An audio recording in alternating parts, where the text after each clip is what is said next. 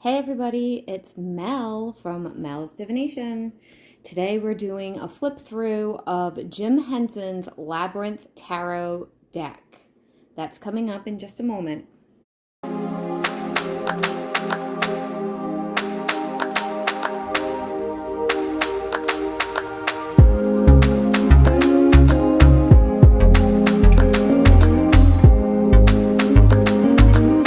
Okay guys, welcome. I'm Mel from Mel's Divination, as I said, and this is my channel. And today is Flip Through Friday, and on Fridays we do flip throughs of all different kinds of divination decks in my collection. You have probably, if you've been following the channel, have seen this already because I was using this deck for the month of January to do readings on the channel. I received this deck for Christmas from my brother and I was so excited about it. I just had to use it right away. I obviously love The Labyrinth, the movie, and we're going to go over the deck today. Now, if you've never seen a Flip Through Friday before and how I go about this, I go over the outside of the box, the guidebook, and then we go through the cards to music. Now, I won't be going through the guidebook in extreme detail, but I will be holding it to a point of where you can hit pause and read the information yourself. The only other thing I want to say is I do have a website. It is always linked down below, melsdivination.com, and I offer all kinds of readings and coaching sessions for my clients. Check out the channel, the YouTube channel. Subscribe if you like. We do live tarot pulls, usually at least once a week, and all sorts of other fun stuff here. So we're going to get started. Okay, this deck, the box, let's talk about the box first. So the box, it's matte. This print right here, I don't think you can see it on camera. No. There you go. It's raised. It's kind of, you can feel it. It's textured. The side of the box, this is also shiny. I don't know if you can, there we go. Okay.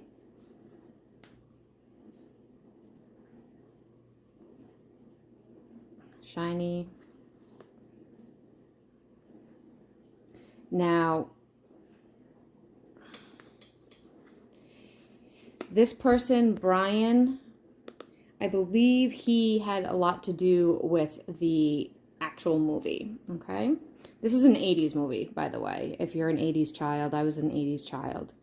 So this is the back. Feel free to read. I'm not going to stay on it very long. There's 78 cards like usual, and then a guidebook, okay? Now, the author, as I said, so Minerva Siegel, if you've been following the channel for a while, she also did the Supernatural deck. And you're going to see some similarities. Okay, this is the guidebook. The guidebook is matte as well, and it's a good size. And then inside the box is the deck. And I just realized as I was setting up for this that if you're familiar with the movie, the child Toby has pajamas that are striped like this, and I just realized that. So that's really cute, and it has a ribbon to pop it out. The box is very nice. So let's talk about the actual guidebook first, and then we'll get into the rest of the details. Okay, so the guidebook. Now, the back just has one of the characters, and we're going to get going into it. So it is colored, which is really cool. Just a basic contents. A foreword from that guy, Brian, who is associated with Jim Henson. So feel free to pause that and read. An introduction.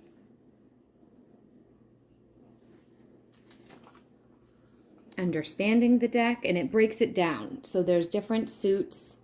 There's major arcana, minor arcana, like usual. The suits are poles, feathers, junk, and pots. So pots are cups, poles are wands, junk is pentacles, and feathers is air. Okay? Air swords. Major arcana. As you can see, it's colored, which is really cool.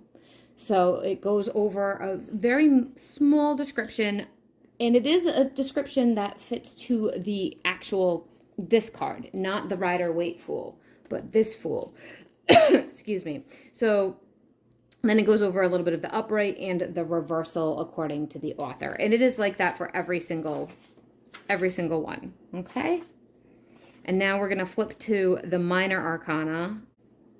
We just jumped to the Minor Arcana because I just gave you a brief glimpse of the Major Arcana. They all are it's the same style for each Major Arcana, and it's the traditional Major Arcana Fool through the world.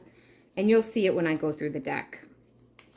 Now, the way that the Minor Arcana is set up is similar to the Supernatural guidebook.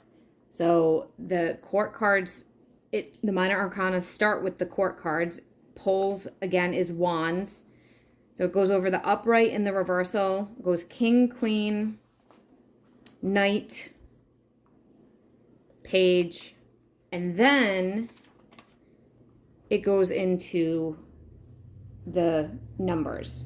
It starts with ace, which is honestly very bizarre. And I'm sorry, a loud truck is driving by. There's several people in my neighborhood that have very loud vehicles. Okay, so that is that. And then it goes to the next one. Junk, same thing for the rest. Now I'm going to jump to the back. After the Minor Arcana, last is 10 of Pots. We get to a little bit of descriptions of tarot readings, which is, I think, kind of strange. Most books give you this information at the beginning, not at the end, but to each their own. And then it talks about caring for the deck. I do love that the book has color. Preparing.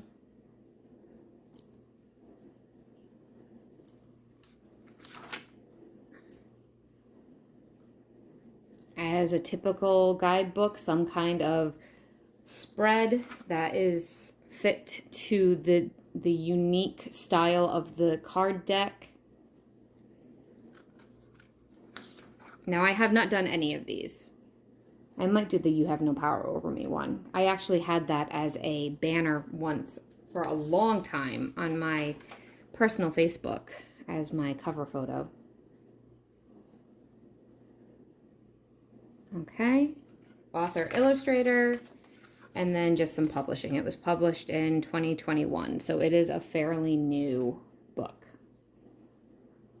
Okay, so that is the booklet. I do want to apologize if the sound is funny. You guys might have noticed it.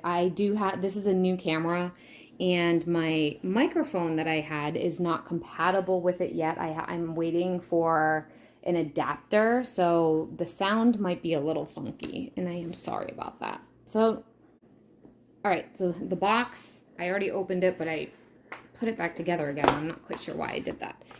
And then you pop the cards out. The inside of the box looks like this. It has the maze. I don't know if you guys can see that. And then the deck itself. So the deck itself is, the cards are matte. One thing I don't love about it is because there's this, you can tell if it's upright or reversed. It doesn't look the same. So I don't love that. The cardstock is nice. However, I don't know if you guys can see it. It's very, yeah. You can kind of see it here. There's a ridge that lines all of the cards, and because of that, it makes them kind of weird to shuffle. They clump together, unfortunately. I think this is the last deck I'm going to add to my collection from this Minerva Siegel, because both of her decks were disappointing as far as shuffle ability. Now, it's just a traditional rounded, as far as all that is concerned.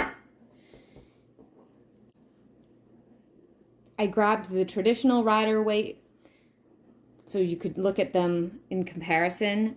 I don't know if you can tell, but when you hold the decks, this one is much thicker than the Rider-Waite one.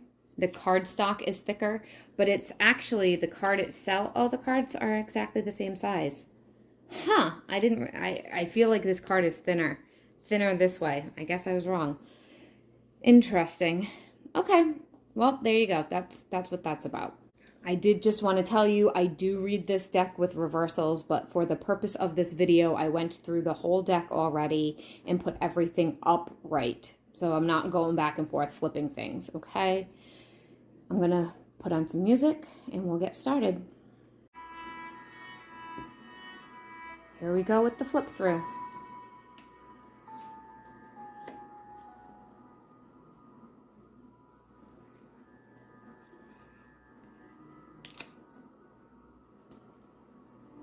As you can see, the pip don't have characters.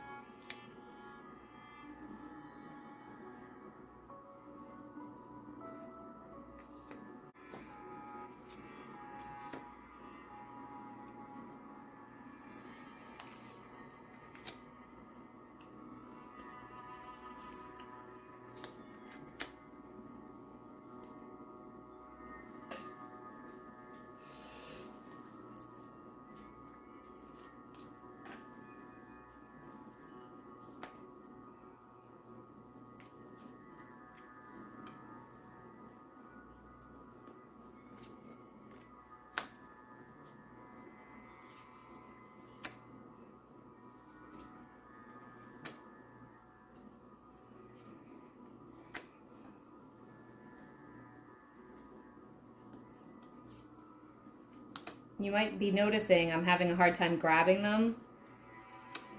It's because they do stick together.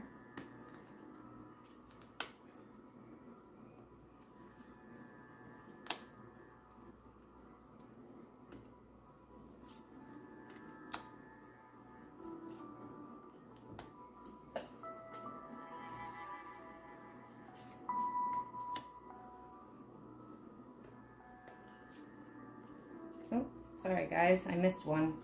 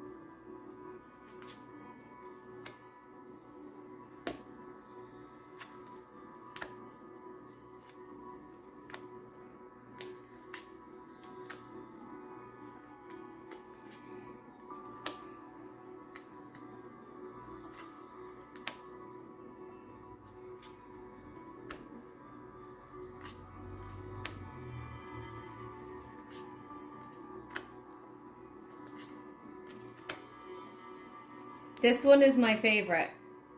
Out of all the major arcana, the Fate card is my favorite because it's the Death card, but it represents transition and transformation, and I absolutely love that. It's actually probably my favorite Death card I've ever seen.